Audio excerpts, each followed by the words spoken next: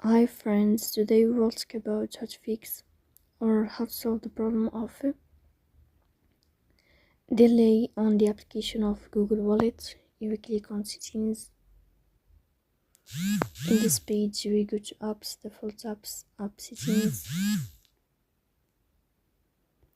On above you will search about Google Wallet and you will click here.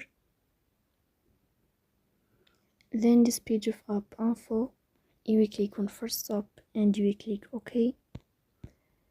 Here you will enter to the window of storage.